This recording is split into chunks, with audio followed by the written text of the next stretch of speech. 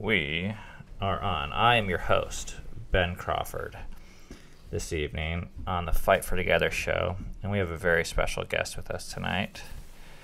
Mother of 6, registered nurse, at least she was registered at one time, college graduate of Northwest College,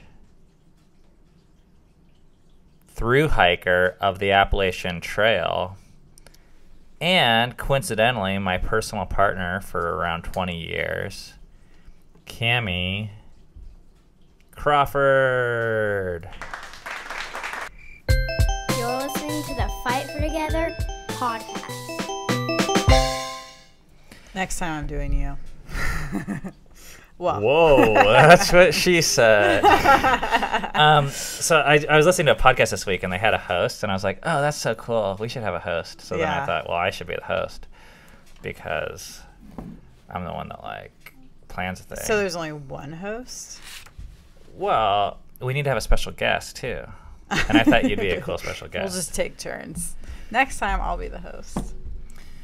All right. Tonight's podcast is brought to you by Kirkland's Signature Premium Golden Margarita, ready to drink. A refreshing taste of lime and orange in a well-balanced, ready-to-serve margarita. Dude, this is everything is in here. You just pour it over ice and you're good. I wish I had more ice. Do you want to give me some of your ice? Because you don't like ice. Yeah, sure. Here, you can hear the safety seal being broken. And I thought this would be a great time to tell you guys a little bit about our relationship with Kirkland's Signature, or K-Sig as we like to call it, affectionately. Hear that? K-Sig. Never called it that. Really? I always call it that. Well, us hosts, that's how we call it. Mm-hmm. And not only is Kirkland's Signature the producer of awesome products for a great price from Costco, for those of you who are Costco members. Or not. Sam's Club members. It's okay, you're still welcome here, even if you are. Well, I mean, I'm not saying that they're not welcome here. They're just not going to know. Yeah. It's like we're educating them. Mm-hmm. And they are not the same thing. No. Although both are loved by God, I'm sure. Not only is it a great product for a good price, but it's a bit nostalgic for us because we both lived in Kirkland for the first, 12, 13 years of our marriage. 32, well, for me, not Kirkland, but Washington State, 32 years of my life. I'm talking Kirkland. Kirkland. This is in Washington State. And 5 out of 6 of our kids were born in Kirkland. So anyways, it holds us a near, dear, special place in our heart. Mm-hmm. So I thought we would go back and read a few comments from last week's podcast.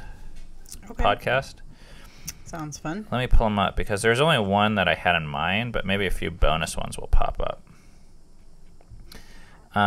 Also, I noticed BB Mama didn't leave any comments saying she fucking loves our podcast or anything, which makes me wonder if she still listens. That was just a passing phase. I mean, what are we, chopped liver now? You know? Oh, we need to...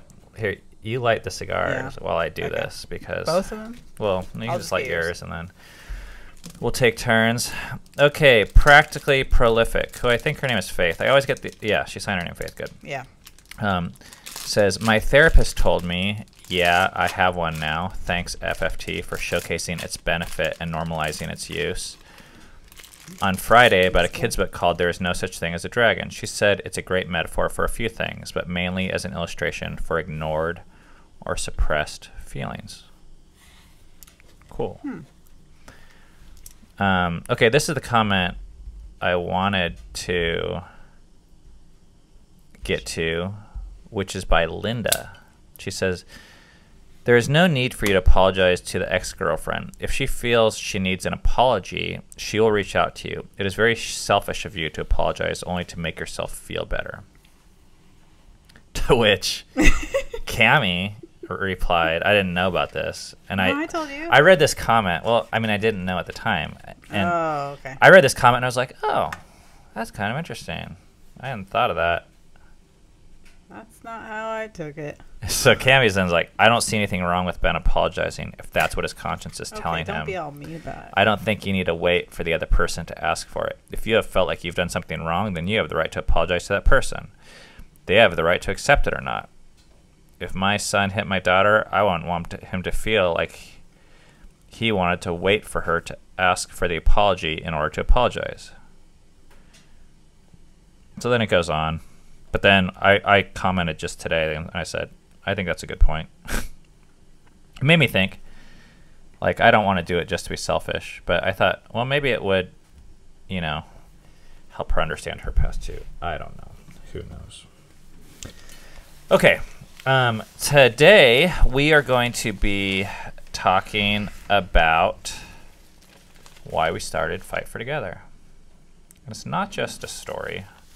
We're going to have some little, you know, nuggets for you, I think.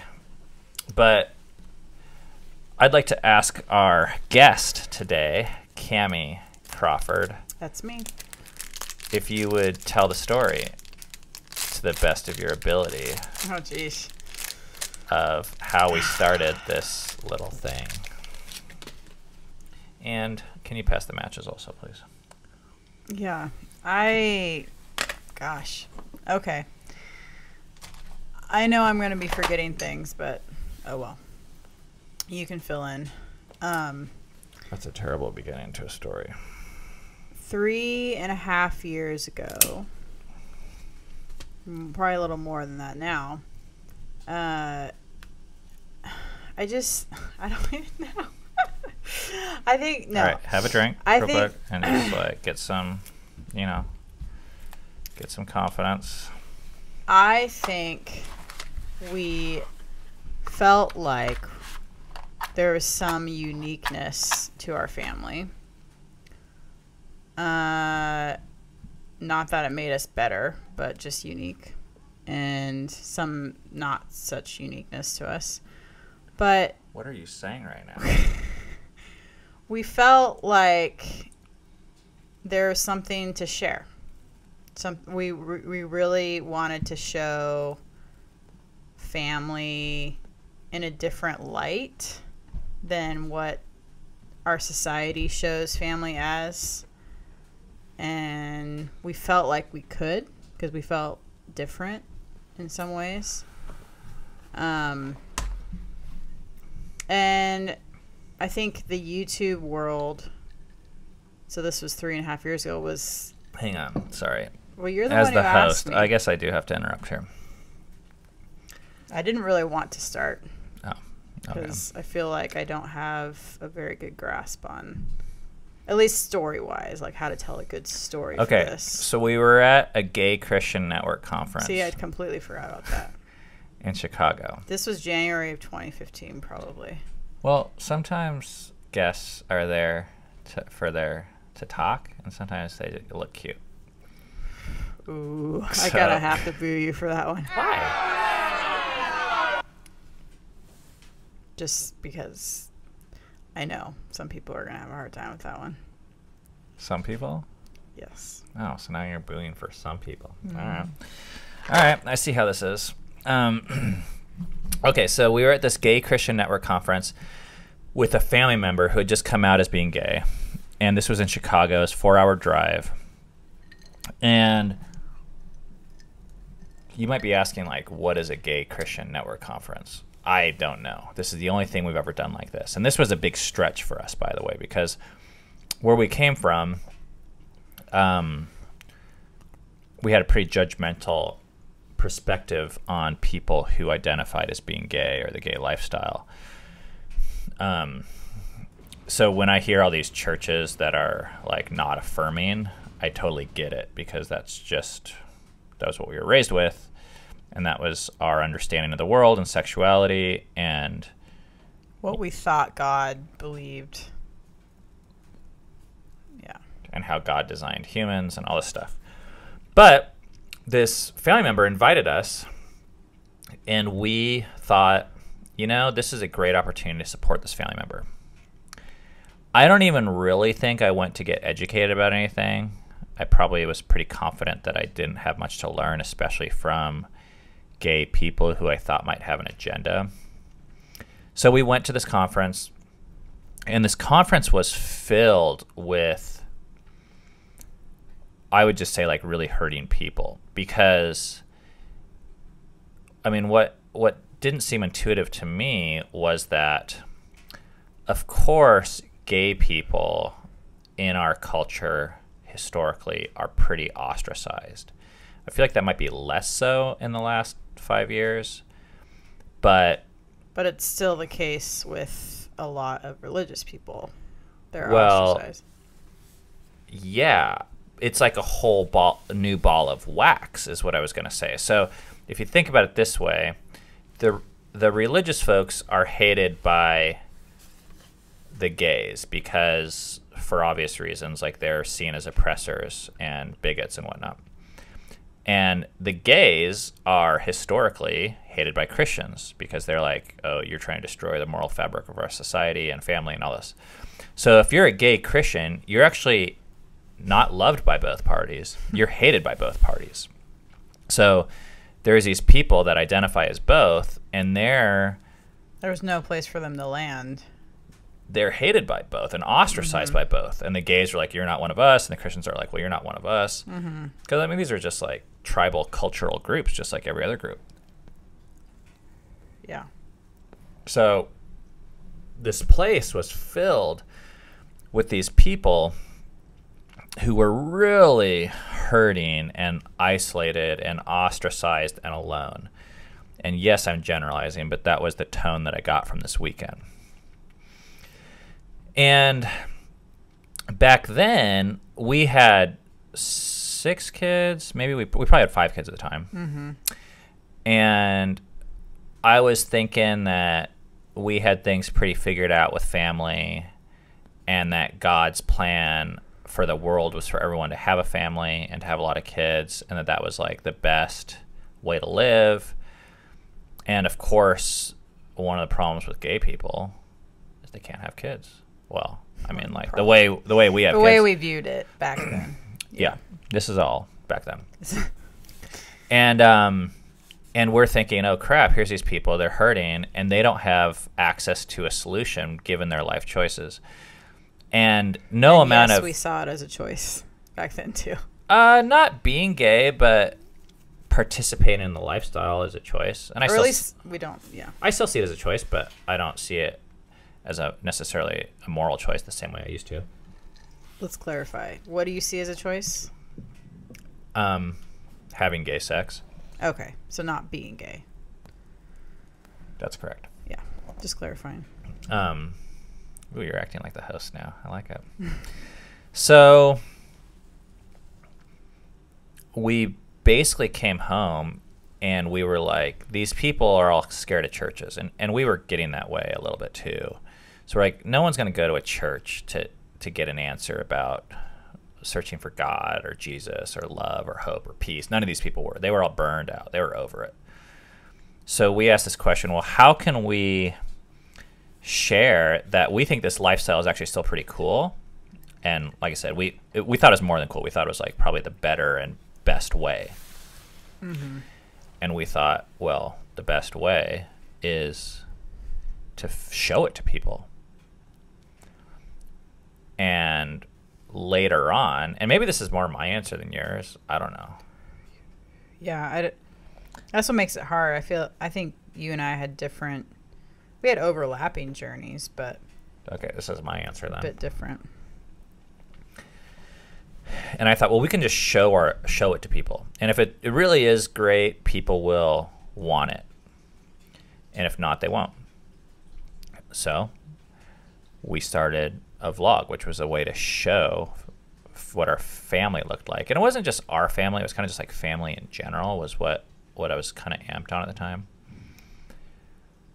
And essentially like convert people, not from being gay necessarily, but what we had sensed is that there was a lot of people who just kind of believed that kids were a nuisance, that traditional family, meaning like monogamy or commitment. Some people like, don't get married until they're 40 because they're afraid of that type of commitment. Some people don't want to be committed to one person. And we had really found it to be a pretty cool thing and wanted to show it. To convert people to at least have hope in the idea and not give up on the idea. And that is why I started Fight for Together around 4 years ago. But we've come a little ways since then. And the reason why I do it to this day, I'm starting to realize has evolved. Yeah.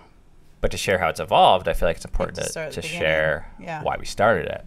Yep. And I don't know if we've ever like really shared it publicly. Maybe we have a couple times in the vlog. Yeah, maybe not quite this specific. But I mean, and I think Ben was in our, like his personality, our relationship, he's more I don't know what you call you. The man? You do identify as a man, but I think you have a more leader. You're more of an overt leader than I am. You're more assertive. You have more broader visions. All that to say is I think you had this thing that you wanted to do. And I think I believed in it and supported it. But you were more the drive behind it, which I don't even think is a problem. I think that's just difference of personality. But I think I've evolved as well because I think I believed all those same things 3.5, 4. This was maybe 4 years ago now. So this mindset 3 or 4 years ago, which was I know what's best for other people, was present in our life all over the place.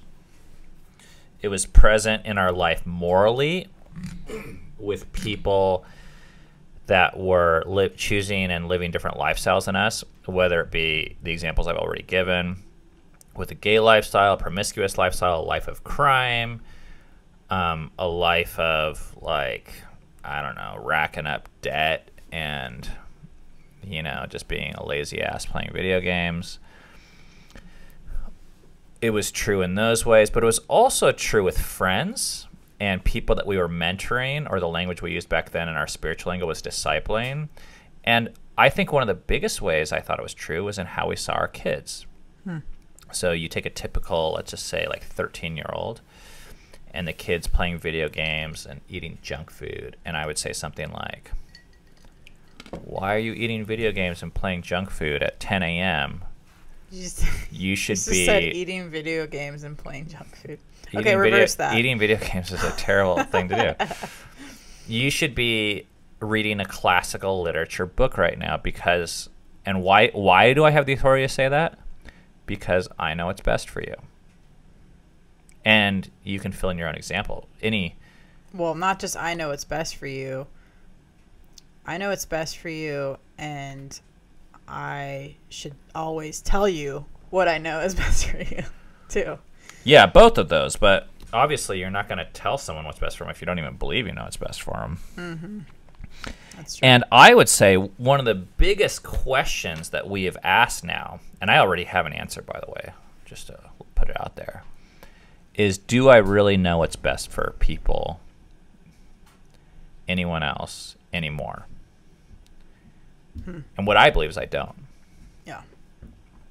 Which doesn't mean, by the way, we can't help people. And that's where I kind of want to share how we've come to where we're at and how I think we're actually much more help to the world via Fight for Together, each other, and even our children with this new attitude of basically lack of confidence in knowing what's best for them.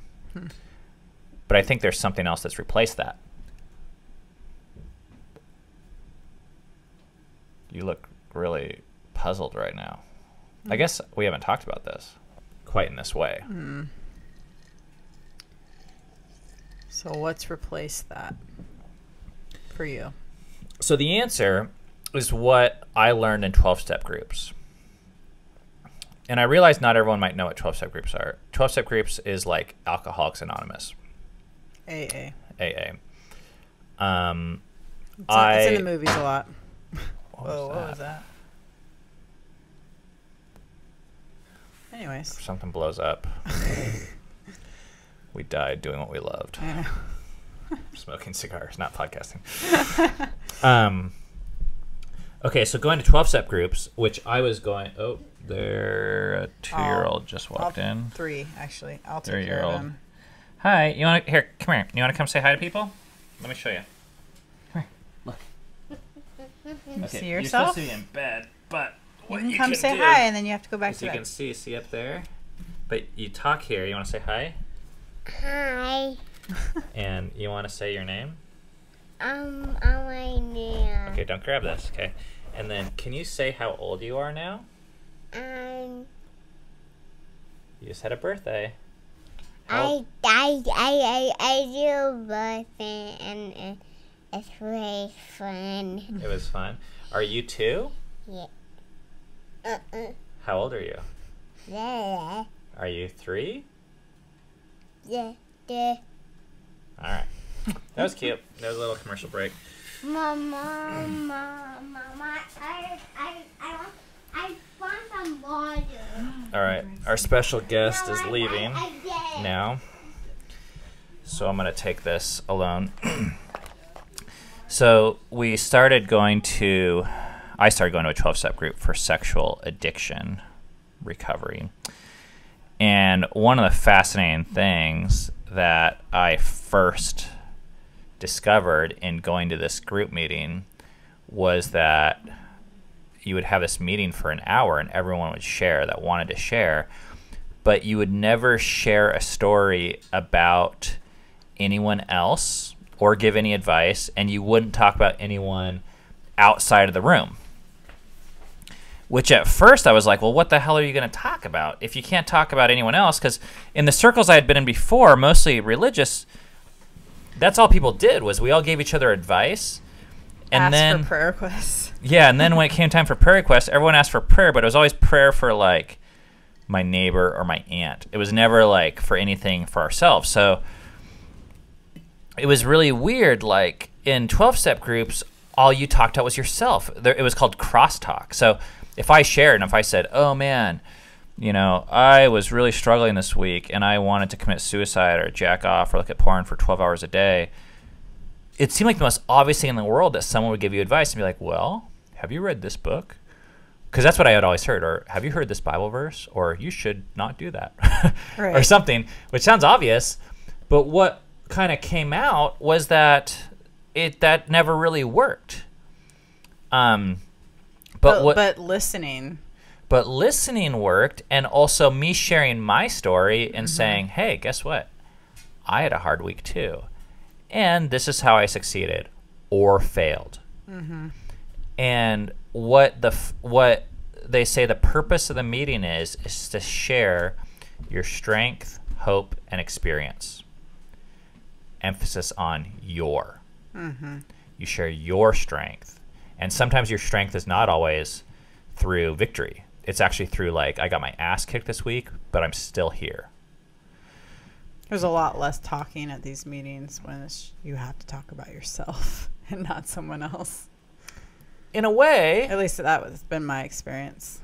Mine was not that way. Mine was, they were vibrant. You know, once you realize that that's the best way, or that's the guideline, basically, you know, it was really, really cool. And I went to these meetings for about 8 years. You were involved in a much bigger network than my experiences have That's been. true. Yeah, so the size of the meeting would have a lot to Some do of my with it. experiences were with just Like one other person. a few other Christian women that were probably only there because I asked them to be there. Yeah, that sounds miserable to me. But anyways, Glad you like it. I didn't say I did.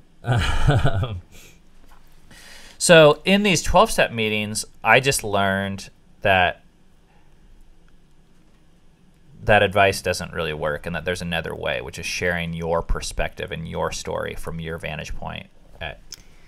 I think it's also just being able to let someone be, let someone struggle.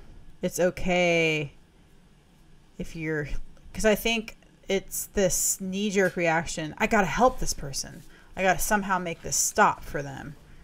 And I think that's especially strong with, at least in my experience, with my kids. When they're doing something that I feel like is destructive to them, or I can see the path, or at least I think I can see. Of course, I don't really see. But I think I can see the path they're heading on, and I don't like it. It's taken like retraining of my, just the way I react to that kind of thing now. Were you going to talk about that we have a family 12-step meeting? No, I wasn't planning on talking about that. Oh, we can though. I mean, I think Well, that'd be fun.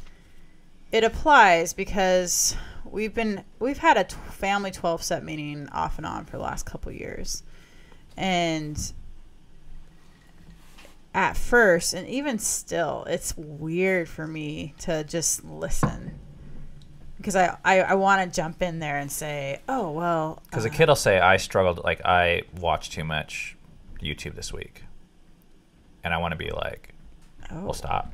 Duh. Yeah. and it feels like it reflects on me. And so but the more we've done this, and I think as we've evolved as parents, the easier it's become just to listen and not get super hung up on what they're going through, and just to be able to enter in and listen, and with compassion and relatability.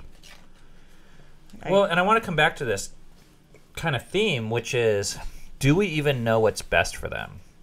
So in 12-step groups, like, one of the phenomenon is that people are in all different places and come from all walks of life.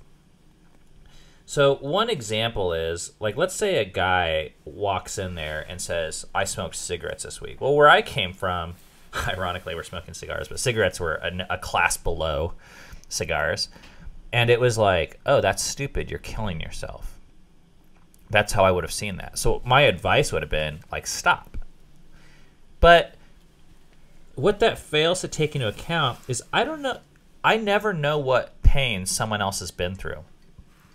So that person could have got done coming off 5 years of shooting up heroin. And they quit last week. And now, guess what? He's smoking a fucking cigarette to celebrate not doing heroin for 6 straight days, which is the most he's ever done. And he's like on a huge up curve celebrating victory. And along comes my critical ass being like, you shouldn't smoke cigarettes. I mean, that is the most ignorant, dumbest thing to say. But if I don't know what pain he's been through, if I'm comparing him to me, that makes a lot of sense. But he's not me.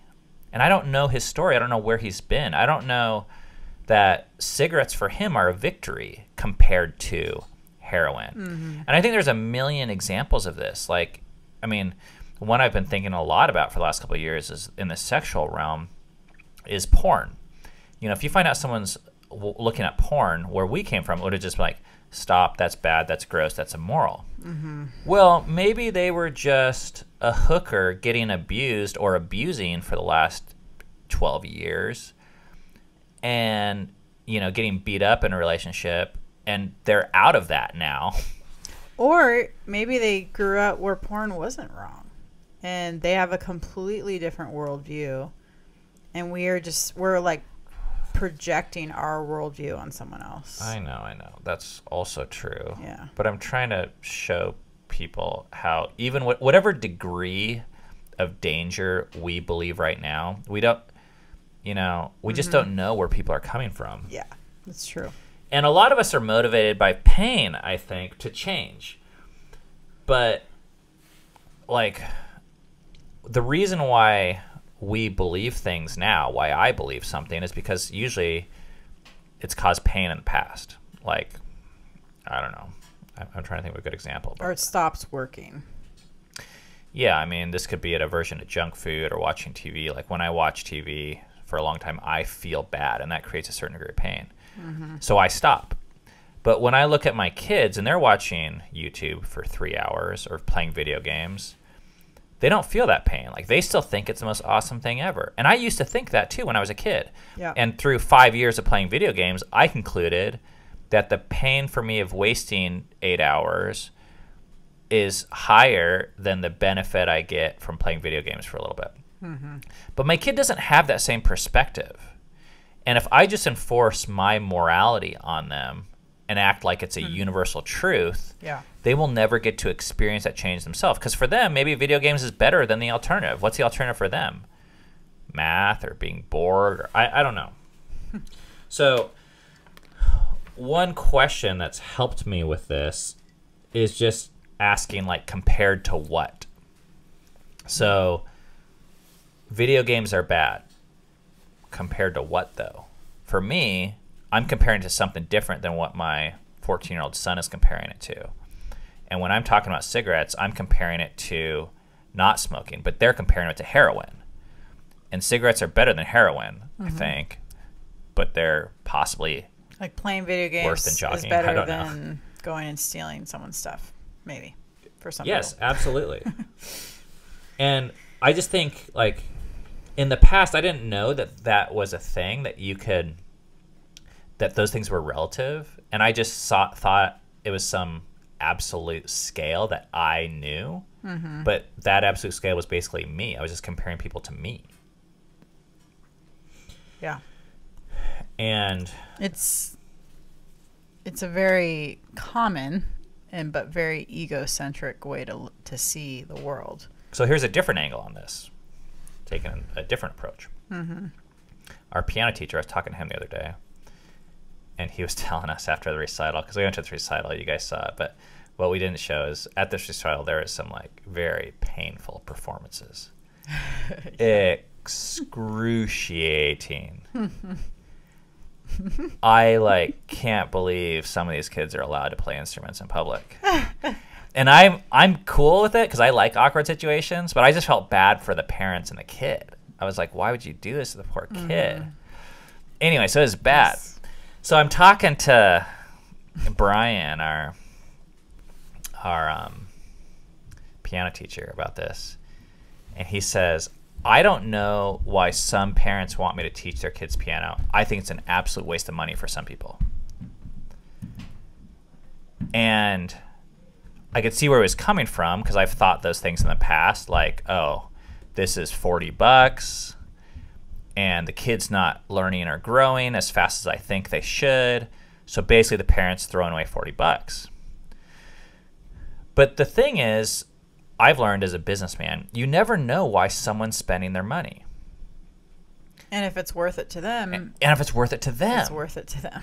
And they wouldn't be spending it unless it was worth it to them. Now, their values aren't necessarily the same as ours. Maybe they're investing in piano because they feel like a bad parent if they're not, or because they just want their kid to be around music, or they want to keep their kid busy for 30 minutes and get them off the iPad, Right. or because their grandpa's dying wish and his inheritance money was that if you don't, give our kid piano lessons, then you're a bad grandson, or something weird like that. I mean, I'm just making shit up. But the point is, we don't know why people spend their money. Like, there's no static reason why people go to Disneyland. And for me to say, you're wasting your money because you're spending on something I don't believe in, or an amount that I think doesn't make sense to me, shows that I don't understand the perspective that they're coming from. So you ready to go to Disneyland with me? No? No. You can. This is this ongoing talk that we've had our whole marriage. Where No, it's not our whole marriage, because I went to Disneyland so many times. Okay, not our whole marriage. The last 10 years, where I have a more nostalgic, happy view of Disneyland and Disney World, although that is starting to wane. I will say that. And Ben is just like, I can't do it. I can't go there. So, but I guess I could go there without you. I don't really want to, though. So this is something that bugs me. You know that question Dr. Phil asks? Yeah. How's that working for you? Yeah. What an asshole. Because it's like it's insinuating something. He's not really asking. Yeah. What he's doing is he's saying this shouldn't be working for you. You shouldn't be finding satisfaction or happiness in this. You're an idiot. The stage you're at, you should not be at. Is not good enough. Yeah. It's time to grow up or... And of course, like, what seems to be happening is some teenager will be getting shitty grades, right? Or something. And they're crying on stage. And Dr. Phil goes, so, you're on Snapchat all the time. And your grades suck. How's that working for you? And it's a setup. The kid has to say it's bad. Mm-hmm. But here's the thing. If the kid really believed it was bad, they wouldn't be on Snapchat and they would be doing their fucking homework. Mm-hmm. But something about whatever the kid sees is seeing more value or fun or... They're getting something out of it. They're getting something out of it. Yeah. They're getting more out of Snapchat than they are out of math. And we can talk about whether that's right or wrong. I don't think it matters. Mm-hmm. But the point is, that's the way that they see the world right now. So the question is, then, how do you get someone to change the way they see the world? And I think the answer for me goes back to the 12-step meeting.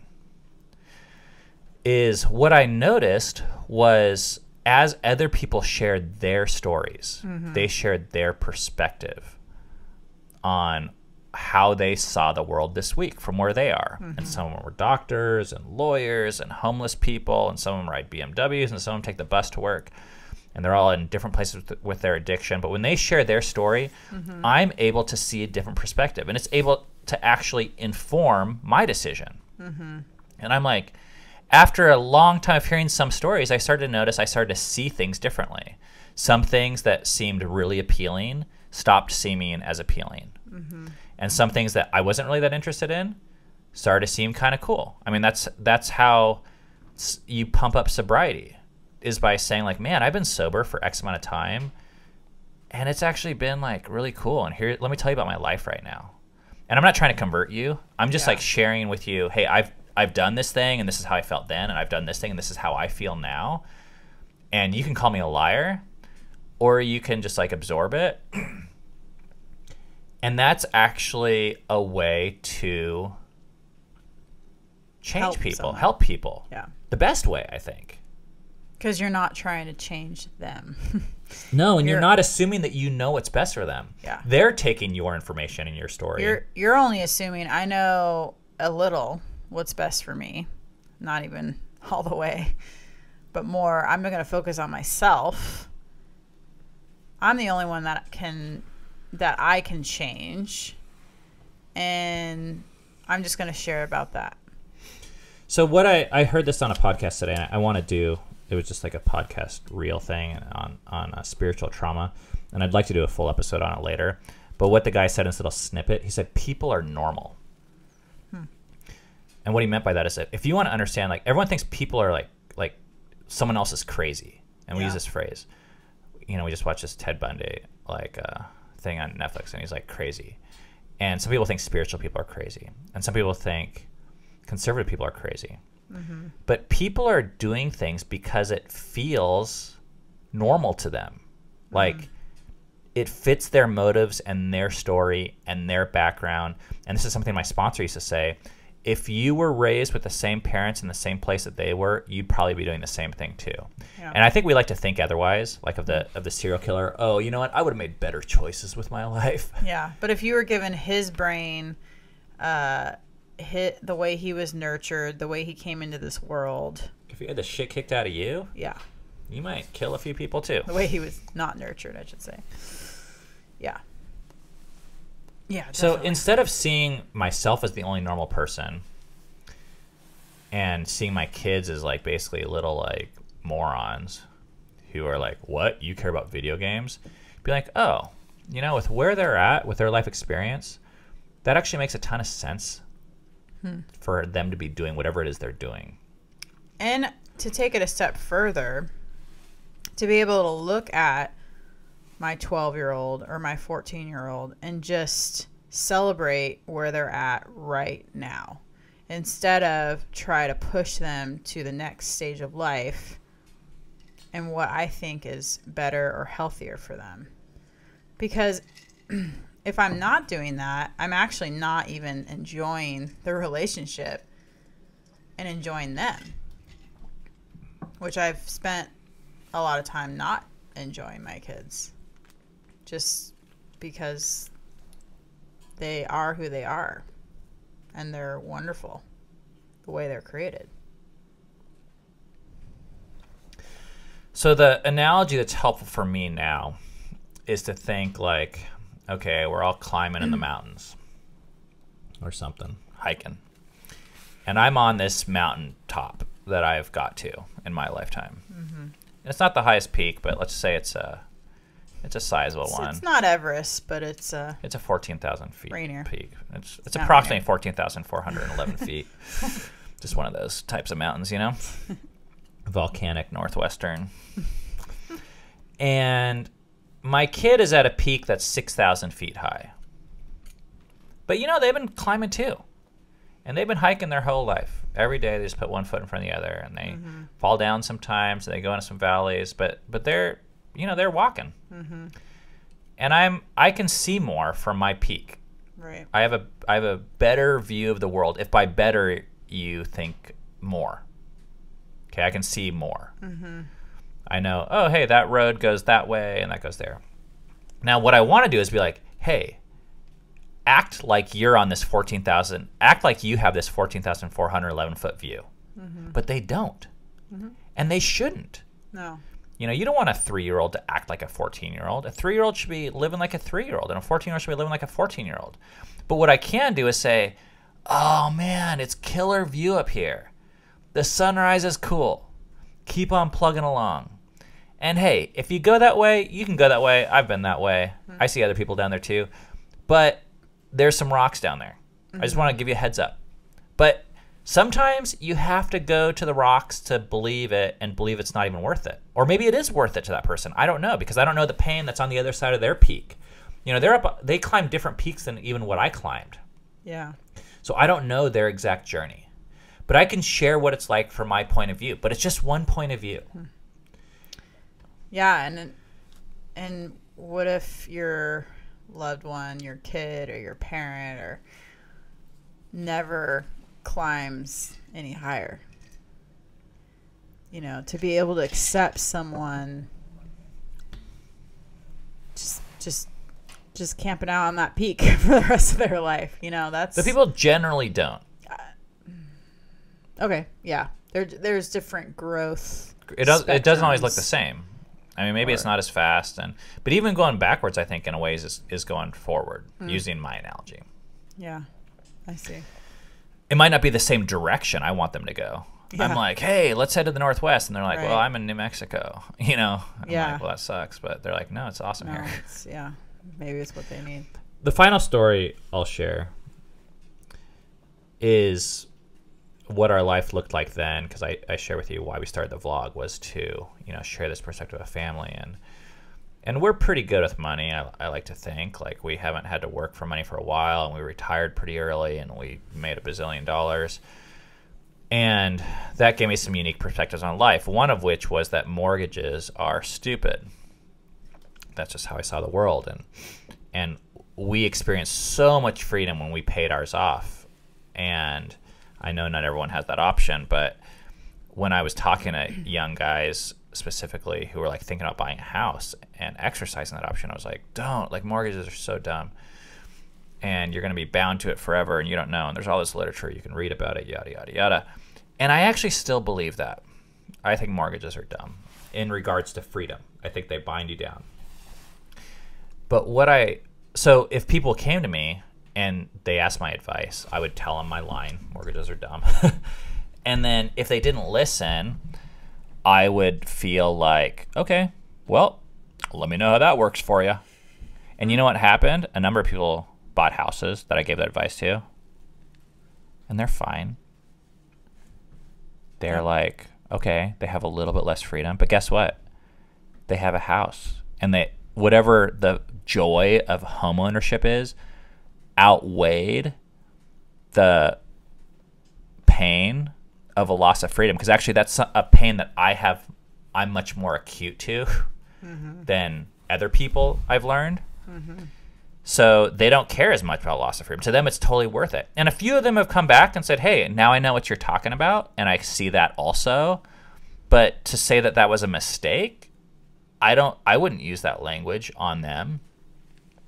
Yeah. But it was just, now I do it a little bit differently. If people come to me, I want to say, well, here I am on my 14,411 foot peak, and I don't know what peak you're on, but let me just tell you what it looks like from here.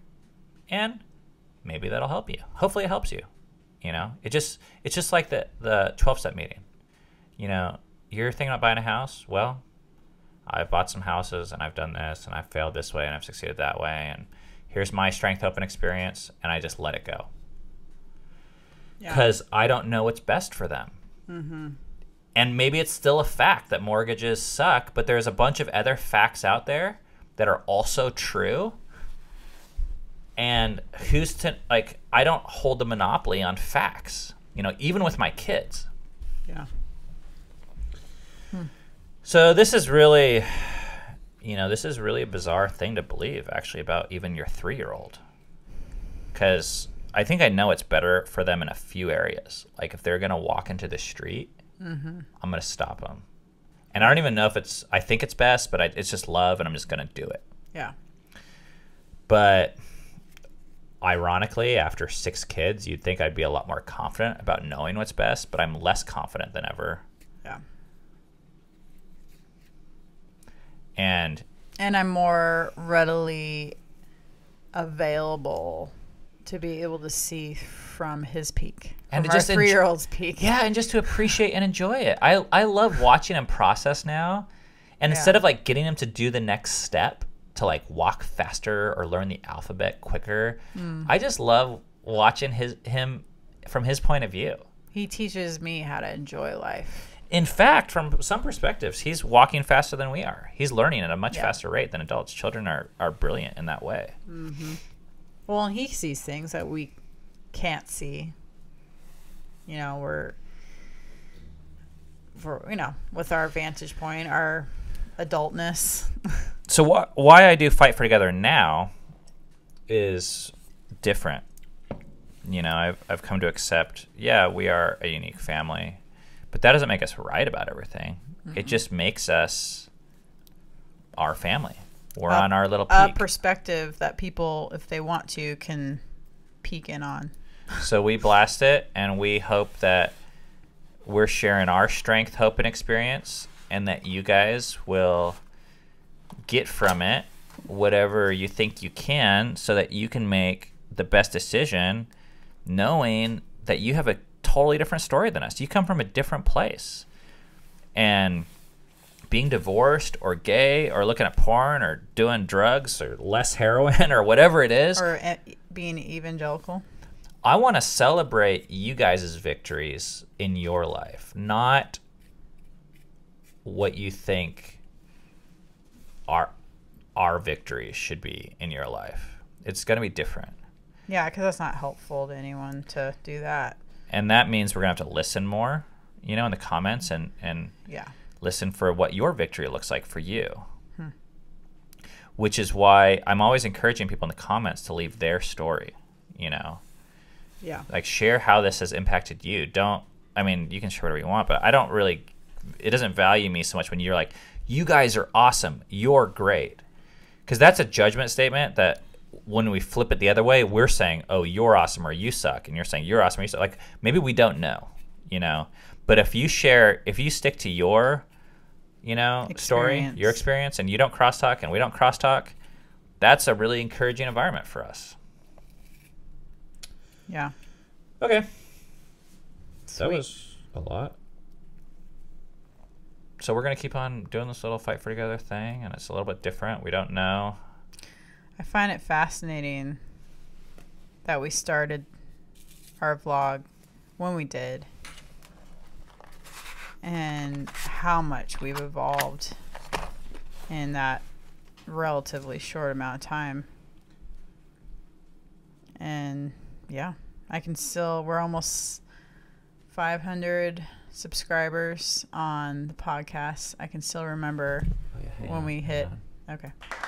I can still remember when we hit 500 on our vlog. It's just crazy. Okay. It is time for your phone calls. Here we go. Sorry, we just had some technical difficulties. Here's the phone call, number 1. Hi, Ben and Tammy. My name is Emily. I'm 29, and I'm from Southern California. I am married to my high school sweetheart of 15 years, but we've been married for almost 8, and we just celebrated the birth of our 4th child. I've been following your family on YouTube since Tammy's birth video of Rainier, but what hooked me was your allowance videos. Our kids are 7, 5, 3, and 3 months. My husband and I are both very open about our fantasies, and we know each other's deepest secrets. You know, the things that friends and family would for sure judge you on. Sorry, I'm nervous. My question is this. Have you and Tammy ever made your fantasies a reality? And if so, how did you know your marriage was at a strong enough point to explore that? Thank you so much for always being so honest and open. Fuck all the people who try to make you something you're not. Keep living life the way you are, in true freedom and exploration. Love you guys. Thanks. Aww. Yeah. Okay, was it about secrets? Yeah, it was a little hard for us to hear. So not because it was just the way our audio is set up here. Yeah. She was asking if we fulfill our fantasies, not just share them, but actually help fulfill them.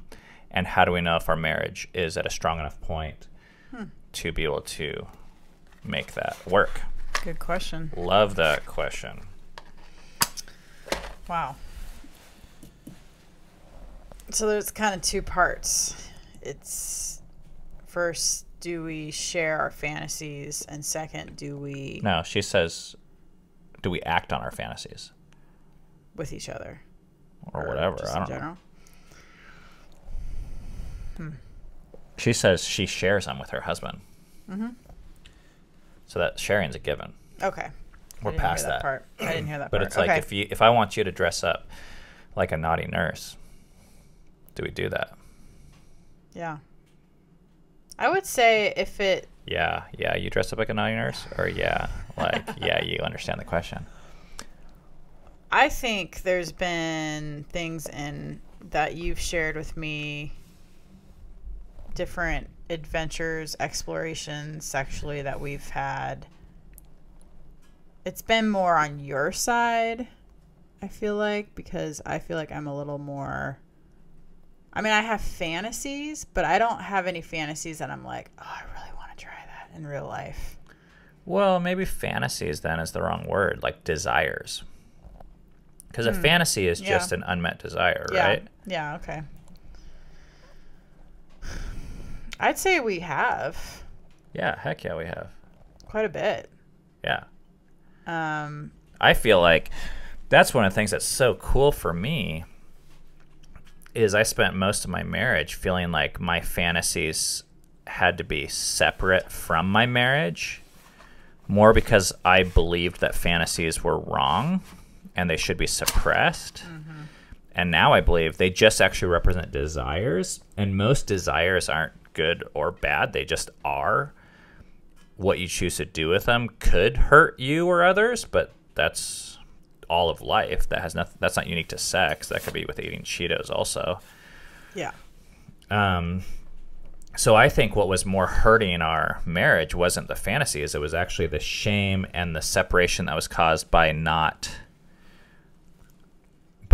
unnecessarily creating a wedge in our relationship. So as we've shared more of our desires, I think the way that we know we're ready for it is if both people are willing to try it.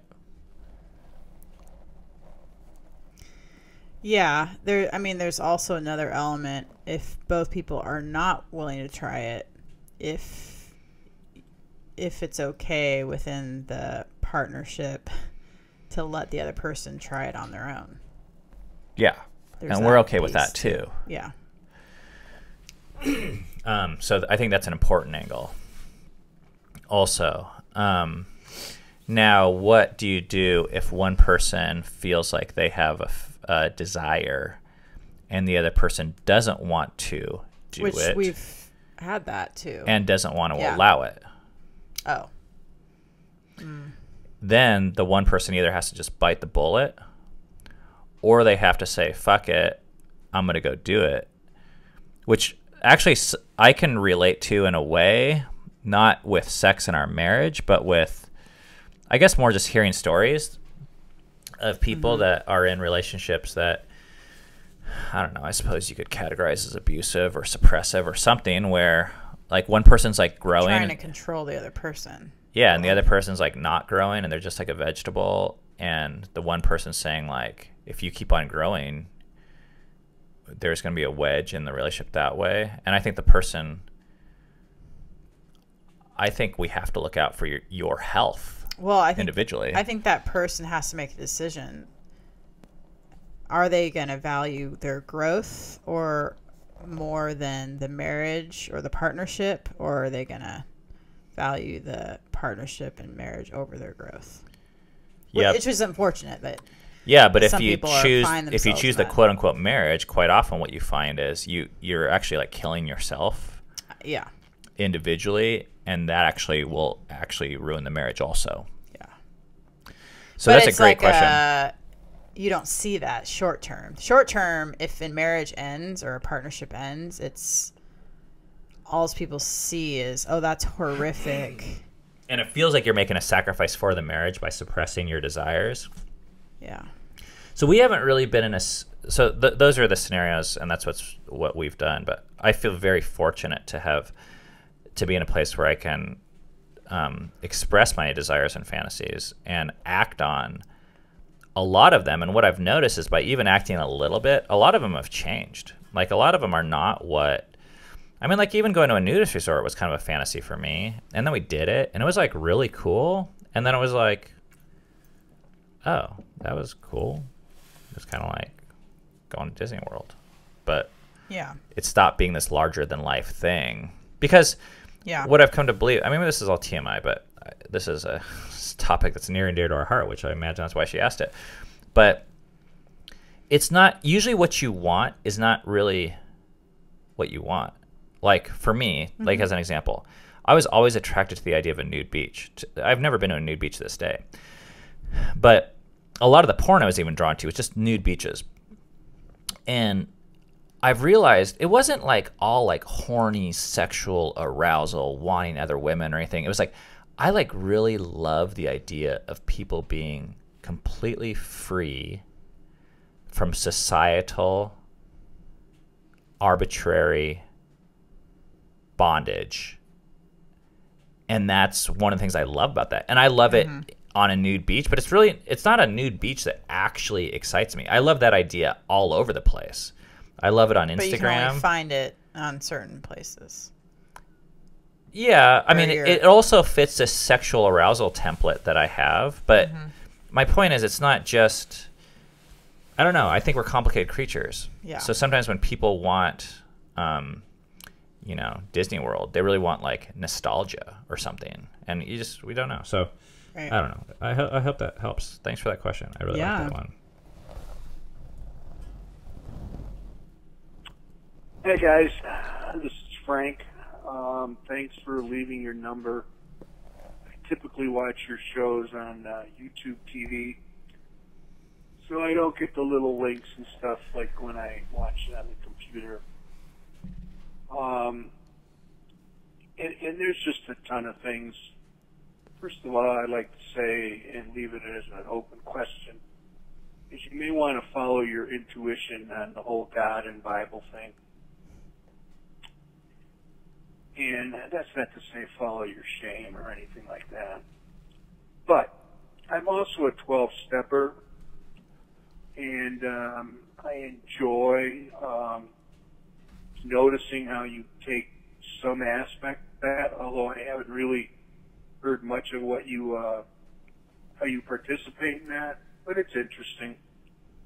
But one thing we do know, especially when we're working, the defects part, whether it's 4, 6, or 7, or the 10. One thing I've learned, okay, I don't want to say that Cammie's a people pleaser, but typically when you keep your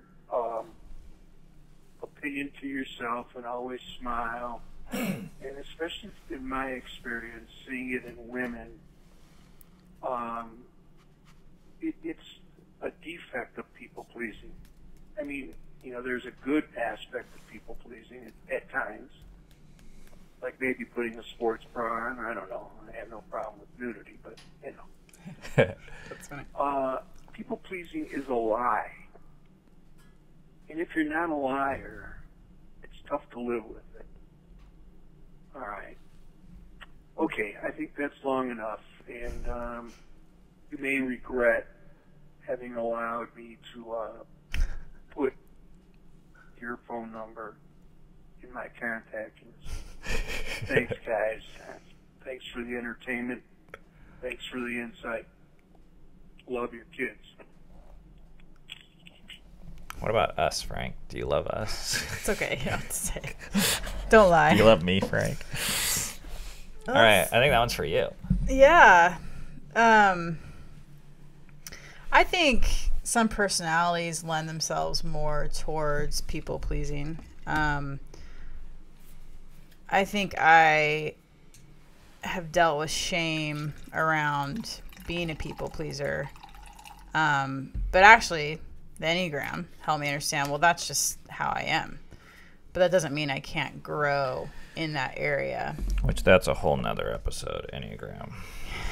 And I think my people pleasing more comes from wanting to keep a peaceful existence in myself and not really wanting conflict for the most part.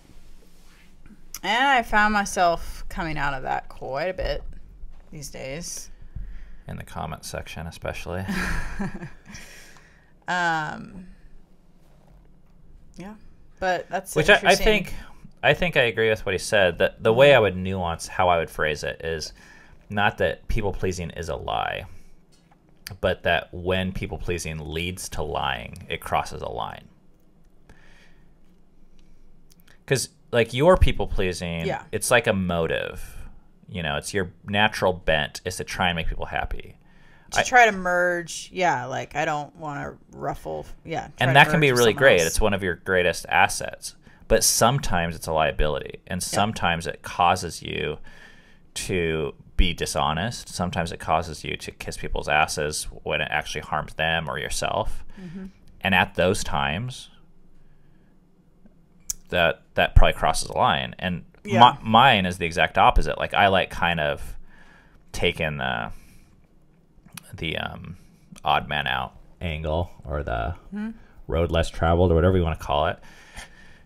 And that can be great, but it presents, there's another time when it crosses a line and it has, assets and liabilities. Yeah, and the woman factor is interesting 'cause I think culturally women feel, whether it's their personality or not, that they're kind of more have this societal pressure to just please instead of stand up for what they believe in. All right. Last call. We talked about 12 steps, but maybe I need to move on. Last call. I think we're going back to Emily. Hey, Ben and Cammie. This is Emily again. I left you guys a voice message the other day, but I had a new question. I am a mother of 4, and we go back and forth between wanting a larger... Dude, I can't hear that at all. Yeah, I don't know what the deal is. I really want to get to this. And I don't know how. All I heard was, I'm a mother of 4. Is there another? Hi, Ben and Cammy. My name is Emily. I'm 29, and I'm from Southern California. I'm That's the married first to one.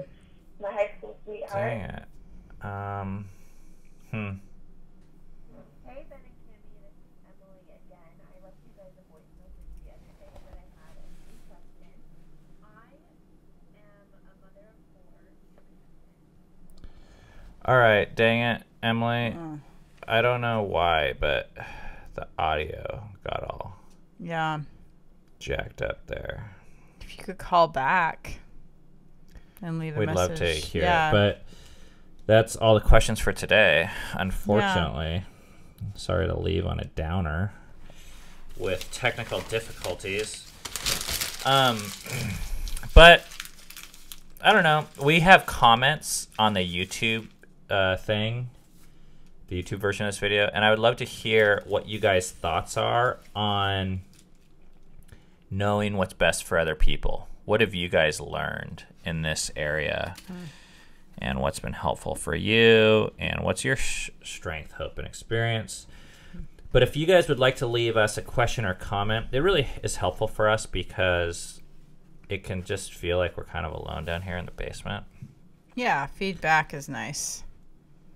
So you can do that on the Anchor app by downloading it from iOS or Google Store, and then you just find Fight for Together, and then it says leave a message, and you can just do that. Or the easier way is to leave a phone message by calling 206-651-5744 and just leave a voicemail.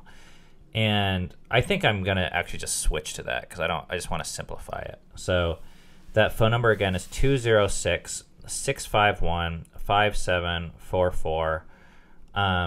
You guys can find this podcast anywhere podcasts are available. Please like and subscribe and send us money and buy our merch and support our sponsors, Kirkland Signature Golden Margaritas. And do all those things because we know it's best for you. How's that work for you? No, that's what's best for us. A little different. Yep.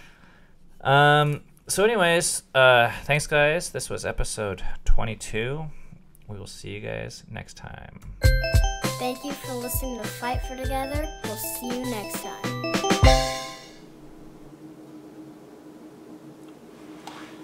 A lot of technical difficulties tonight. Yeah.